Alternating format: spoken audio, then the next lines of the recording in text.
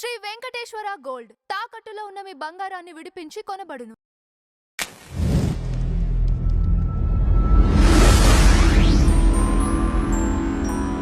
Madam నమస్కారం. నమస్తే. Madam, నా అన్వేషణ చేసినటువంటి వీడియోస్, శివాజీ గారి వ్యాఖ్యల పైన తను రియాక్ట్ అవుతూ చేసినటువంటి వీడియోస్ ఏవైతే బూతులు మాట్లాడాడో అవి వైరల్ అయ్యి ఇప్పుడు అతని పైన చర్యలు తీసుకుంటున్నట్లుగా, అతన్ని అరెస్ట్ చేయబోతున్నట్లుగా మనకు కొన్ని వార్తలు వస్తున్నాయి. ఇది ఎంతవరకు సమర్థిస్తారు మీరు దీన్ని? అతన్నైతే అరెస్ట్ చేయాలి. ఓకే. అతను ఇప్పుడే కాదు, డే 1 నుంచి నా అన్వేషణ అనే ఒక అన్వేష్ కౌన్స్ అతని పేరు. అతను బూతుల పైన, ఆడవాళ్ళ శరీరాలపైన ఒక టెంపరితనంతో మాట్లాడే మాటల వల్లనే అతను ఫోకస్లోకి వచ్చాడు. అసలు అతని ప్రయాణమే అలాంటి ప్రయాణం, ఒక దరిద్రపు కొట్టు పోరంబోకు ప్రయాణం అనమాట అది. ఎందుకంటే మామూలుగా బహుశా నేను ఎవరి గురించి ఇలా మాట్లాడి ఉండును ఇంతవరకు. అసలు ఈ పోరంబోకు అనే మాట వాడను అంటే ఇక అతనికి వాడకపోతే కుదరదు, వాడాలి. అతని విషయంలో అతని గురించి ఎప్పటి నుంచో ఇతను ఒక సోషల్ మీడియాలో ఇతను ఒక చీడ పురుగు అని మాట్లాడుతుంటే ఆ రోజు చాలామంది ఆహా ఓహో అన్నారు. అసలు అతన్ని గురించి ఎవరు కామెంట్ చేయలేదు. మనం కూడా చేసాం వీడియో అతని గురించి.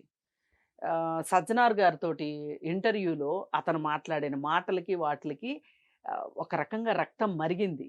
ఆయనకి భాష అర్థం కాలేదు, లేకపోతే ఊరుకునేవాడు కాదు నాకు ఐడియా ఉన్నంతలో. అయితే నేను అది చూసిన తర్వాత 4-5 సార్లు సజ్జనార్ గారిని కలిసి మాట్లాడాలి, వీడు ఎంత ప్రమాదకరమైన మనిషి అనేది ఆయనకి. ఎందుకంటే వాళ్ళు బిజీలో వాళ్ళు ఉంటారు, వాళ్ళు దృష్టి పెడితే కానీ వాళ్ళకి అర్థం కావు. ఇప్పుడు మనం ఉన్నంత ఖాళీగా అన్నారు కానీ మనకున్నంత ఒక స్పెసిఫిక్ ఇన్ఫర్మేషన్ వాళ్ళ దగ్గర ఉండదు. అయితే ఎందుకో నాకు అపాయింట్మెంట్ దొరకలా, సరే అని చెప్పి నేను ఊరుకున్నా. అతను బెట్టింగ్ యాప్స్ని వ్యతిరేకిస్తున్నట్లుగా నాటకం ఆడి అతను చేసే వీడియోలు, అతను వెళ్ళే ప్రాంతాలు, నేను ప్రపంచాన్ని చూపిస్తున్నాను మీకు అని చెప్పి అతను చూపించేది ప్రదేశాలు పెద్దగా ఏం చూపించడం. ప్రదేశాలు చూపించకుండా ఆడవాళ్ళని మాత్రమే చూపిస్తాడు. ఇప్పుడు వేరే వేరే దేశాల్లో వేరే వేరే రకాలుగా బట్టలు వేసుకుంటారు. అసలు ఎందుకు నీకు చేతనైతే నువ్వు అండమాను దీవులు అవి ఉన్నాయి కదా, అక్కడికి అవుట్ సైడర్స్ని ఎవరిని అలౌ చేయరు వాళ్ళు. ఎందుకంటే వాళ్ళకి భయం, మనల్ని రానివ్వరు. ఇప్పుడు మనం చాలా వింతగా కనిపిస్తాం వాళ్ళకి, వాళ్ళు వింతగా కనిపించారని మనం వెళ్ళి వాళ్ళని షూట్ చేయాలని చూసి మనం వింతగా కనిపిస్తాం వాళ్ళకి. అందుకని వాళ్ళు అసలు మన దగ్గరకు రానివ్వరు. అయితే అసలు కొన్ని చోట్ల అసలు బట్టలు వేసుకొని వాళ్ళు ఉన్నారు. అది వాళ్ళ సంస్కృతి. అంటే సంస్కృతి అంటే వాళ్ళ కల్చర్ అది, అంతే. అయితే వీడు ఏం చేస్తాడంటే వేరే వేరే దేశాల ఆడవాళ్ళ దగ్గరికి వెళ్ళి వాళ్ళ ప్రాంతానికి సంబంధించిన బట్టలు వాళ్ళు వేసుకుంటే ఆ బట్టల్ని సరిచేస్తూ, వాళ్ళతో మాట్లాడుతూ,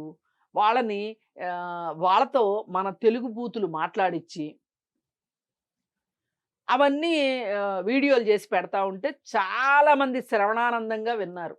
చాలామంది అసలు కళ్ళు ఆర్పకుండా చూశారు. లేకపోతే వాడికి అంత వ్యూవర్షిప్ ఎక్కడిది? దీన్ని బట్టి మనకు అర్థమవుతుంది. మనం ఇవాళ మాట్లాడుకుంటున్న 95% స్టోరీ ఏంటో అర్థమవుతుంది. మరి ఇది ఎక్కన వాడికి కూడా అంత వ్యూవర్షిప్ ఉంది కదా, ఇన్ని సంవత్సరాలు వాడి వీడియోలు చూశారు కదా, కరెక్టేనా మరి? అందుకే నేను ప్రజాదరణ అది మాత్రమే కొలబద్ద కాదు, ఏ విషయమైనా మంచా చెడు అని తేల్చడానికి అనేది. అందుకే నేను ఊరికినే కాదు.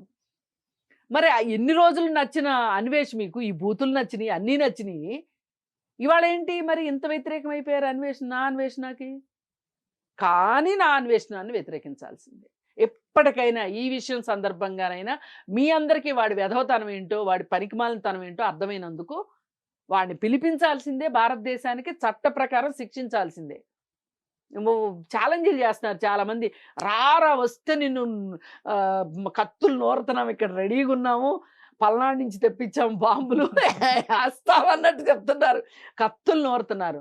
మీకు అంత శ్రమ అక్కర్లా, కసబ్నే ఏమీ చేయలేకపోయాం మనం. చేసాము, ఎలా చేసాం? చట్టబద్ధంగా చేసాం. నాన్వేషణ అయినా అంతే, చట్టబద్ధంగా చేయాల్సిందే. ఎవరో ఒక ఆమె నువ్వు రా ఇండియా నీ 4 కోస్తా అంటుంది. అట్లా కోయటానికి కుదరదమ్మా, మీకు వాడు దొరకడు, దొరికినా మీరు కోయలేరు. ఒకవేళ అన్నీ కలిసి వచ్చి 4 కోస్తే కూడా ముందు మీరు ఇరుక్కుంటారు కేసులో. ఇది మనం జనాలకు అర్థం కావాల్సిన విషయం ఏంటంటే, మనము ఎంత నచ్చని విషయాన్నైనా సరే మనం నచ్చలేదు అని చెప్పగలం, కానీ చేతల్లోకి వెళ్ళలేము.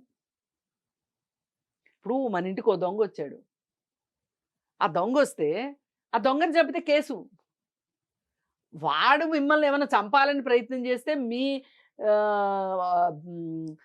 మీ ప్రాణానికి ఏదైనా హాని ఉంది అన్నప్పుడు మీరు అతనికి ప్రాణహాని చేస్తే ఏదైనా అవకాశం ఉంటుంది తప్పితే, ఇప్పుడు ఒక మహిళ తనను తాను రక్షించుకోవటానికి ఒక సందర్భంలో హత్య చేసింది అనుకోండి, అది చట్టంలో ఒక క్లాజ్ ఉంది. కానీ నాన్వేషణ వాడు ఇండియాకి వస్తే వాడిని కోసుకోరుతాం అంటే మటుకు లేదు. కానీ రక్తం మరిగేలాగా ఉంటాయి వాడి మాటలు. అస్సలు వాడికి ఏం తెలుసు, పురాణాలు ఏం తెలుసు? అసలు సీత పైన అత్యాచారం జరిగిందా? ద్రౌపది పైన అత్యాచారం జరిగిందా? అసలు గట్టిగా మాట్లాడుకుంటే సీతా ద్రౌపదీల గురించి పేరెత్తే అర్హత లేదు. వాడంత సంస్కారం లేని వ్యక్తి. మనం అసలు ఒకసారి సీత గురించి మాట్లాడుకుంటే, సీత ఆ రోజు నేను అడవులకి వెళ్ళాల్సిన పని లేదు, రాముణ్ణే వెళ్ళమంది, సీతను వెళ్ళమల్లా. సీత ఎందుకు వెళ్ళింది? నా భర్త ఉన్న చోటే నేను ఉండాలి అని. నిజమైన భార్యాభర్తల బంధానికి అక్కడ భర్త తప్పు లేదు, కానీ తండ్రి మాట కోసం వెళ్తున్నాడు. అలాంటి సందర్భంలో వెళ్ళిన తర్వాత అక్కడ అశోకవనంలో ఉన్నప్పుడు కూడా ఆమె చాలా అసలు ఇప్పుడు రకరకాల రామాయణాలలో రకరకాలు చెప్తూ ఉంటారు. ఒక రామాయణంలో చెప్పేది ఏంటి అంటే, నేను నిన్ను ఇష్టపడ్డాను అంటే నువ్వు నా కాలి గోరును కూడా ముట్టుకోలేవు అని ఒక స్థిత ప్రజ్ఞతతోటి ఆవిడ కూర్చుంది. తన భర్త మీదే నమ్మకం లేకపోతే ఆయన వస్తాడో రాడో, ఇక్కడ నాకు సకల సౌకర్యాలు దొరుకుతాయి, ఒక రాణివాసం దొరుకుతుంది అని సీత అనుకుని ఉంటే ఇవాళ మనం సీత గురించి మాట్లాడుకునే వాళ్ళమా? ఇది మన నిజ జీవితంలో తీసుకుంటే గనక భర్తకి సహకారం ఇచ్చి భర్తని నమ్మి భర్తతో పాటు ఉన్న చాలామంది మన దేశంలో మహిళామణులు ఉంటారు. అవును. ఎందుకండి భర్తలకు సహకారం ఎందుకు ఇస్తున్నారు భార్యలు? ఇప్పుడు చాలా వ్యాపారాలు చేసి అప్పులు పాలైపోయిన భర్తల్ని కూడా పుట్టింటి వాళ్ళు ఇచ్చిన తనకి ఇచ్చిన స్త్రీధనాన్ని కూడా ఇచ్చి భర్తను నిలబెట్టిన భార్యలు చాలామంది ఉన్నారు. భర్తలు అప్పులు చేసి చచ్చిపోతే భర్తల అప్పులు తీర్చిన ఆడవాళ్ళు ఉన్నారు, పిల్లల్ని పెంచుకున్న ఆడవాళ్ళు ఉన్నారు. ఇవన్నీ ఎక్కడి నుంచి వచ్చినాయి? మన పురాణాల నుంచే వచ్చినాయి. అవి పురాణాలు నిజంగా జరిగాయా లేదా అనేది కాదు ఇక్కడ చర్చ. మనం ఒక క్యారెక్టర్ని తీసుకుంటే ఈ క్యారెక్టర్ నుంచి మనం ఏం నేర్చుకోవచ్చు? మరి అదే సందర్భంగా తనని అడవులకు పంపించేస్తే అడవుల్లో ఉండి పిల్లల్ని కని పిల్లల్ని పెంచుకుంది. మళ్ళీ అడవుల నుంచి వెనక్కి తీసుకుని రమ్మని అడిగితే రానంది. అలాంటి క్యారెక్టర్ నిలబడింది, నేను ఏ కష్టమైనా పడతాను అని చెప్పి పిల్లల్ని పెంచుకుంది. నేను పెంచిన పిల్లలు ఇలా ఉండాలి అని చెప్పి తయారు చేసింది. మరి ద్రౌపది గురించి మాట్లాడుకుంటే, ద్రౌపది అసలు నువ్వేంటి, నన్నెట్లా అమ్ముతావు, నన్ను అమ్మేసే హక్కు, నువ్వు ఓడిపోయాక నన్ను ఓడతావా, నన్ను ఓడిన తర్వాత నువ్వు ఓడతావా అని చెప్పి ప్రశ్న వేసింది. నీకెక్కడది నన్ను కుదవబెట్టే హక్కు నీకెక్కడదని ప్రశ్నించింది. ఇలాంటి క్యారెక్టర్స్ని పట్టుకొని వాళ్ళపైన అత్యాచారాలు జరిగి నేను మాట్లాడతాడా? అంటే అసలు మనిషేనా వీడు? అంటే వీడు పబ్లిసిటీ కోసం, వీడి వ్యూవర్‌షిప్ కోసం వీడు ఈ విధంగా మాట్లాడాడు. మాట్లాడి ఇది ఎలా అయిందంటే కొండ నాలుకకు మందేస్తే ఉండ నాలుక ఊడినట్టు అయింది వాడికి. వాడు ఇవాళ కాతే రేపైనా సరే భారతదేశం రావాల్సిందే, శిక్ష అనుభవించాల్సిందే. అయితే వీళ్ళు చాలా చోట్ల కేసులేనియి అంటున్నారు. ఈ ఏ సెక్షన్స్ మీద కేసులు పెట్టారు అనే దాన్ని బట్టి కూడా అతనికి పడే శిక్ష ఉంటది. పైగా అతను ఒకసారి ఎప్పుడో ఒక 14 ఏళ్ల మైనర్ బాలికని నేను మైనర్ బాలికతో నేనున్నాను అని చెప్పి ఏ ఎట్లా లైంగికంగా నేను ఉన్నాను అని చెప్పి చెప్తున్నాడు. అది ఇక్కడ వేరే దేశంలోనా తెలీదు. అది గాని భారతదేశంలో గనక అయితే గనక అతను 20 ఏళ్ళు బయటికి రాడు. 20 ఏళ్ళు ఆ ఒక్క కేసులో బయటికి రాడు. ఇప్పుడు ఈ కేసులు అంటారా? ఇవన్నీ ఇలా మాట్లాడినందుకు, దూషించినందుకు, ఒక రకంగా అగౌరవపరిచినందుకు, ఇవన్నీ చేసినందుకు అతనికి ఒక 2 ఏళ్ళు, 3 ఏళ్ళు ఈ కేసుల్లో మరి ఏం సెక్షన్లు పెట్టారో చూడాలి. అది మట్టుకు 14 ఏళ్ల పాప అనే విషయం మట్టుకు పోక్సో యాక్ట్ అట్రాక్ట్ అవుతది. ఓకే. దానికి 20 ఏళ్ళు పడతది. వీడు జనాలందరినీ రెచ్చగొట్టడానికి మాట్లాడాడా? నిజంగా చేశాడా? వీడు థాయిలాండ్‌లో ఆటలాడుకుందాం రండి అని చెప్పి యువతని రెచ్చగొట్టి కొంతమంది ఎళ్ళారు గూడానంట. అవును. ఇప్పుడు ఎళ్ళినోళ్ళు చెప్పుకోవటానికి లేదు. చెప్పుకోలేరు. ఎళ్ళినోళ్ళు చెప్పుకోలేరు. ఏమని చెప్పుకుంటారు? వీడు ఆటల పోటీ ఏ ఆటల పోటీలు? ఏమన్నా కబడ్డీ పోటీలా? లేకపోతే కుస్తీ పోటీలా? గర్వంగా మేము పతకాలు తీసుకొచ్చామని చెప్పుకుంటానికి.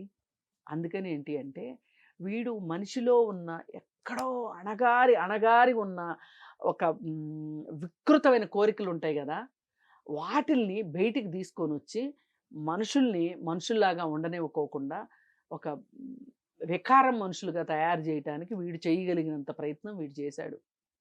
ఏ మహిళ అంటే వాడికి అస్సలు పట్టింపు ఉండదు. మహిళల్ని ఆ ట్రావెలర్ రవి అన్న అతను బయటకు వచ్చి చెప్తున్నాడు. వాళ్ళ ఆవిడ్ని తిట్టిన బూతులు వీడియో వింటే నాకు వేరే వాళ్ళు ఎవరో షేర్ చేశారు. నేను 2 నిమిషాలు కాదు కదా, ఒక్క నిమిషం కూడా వినలేకపోయాను.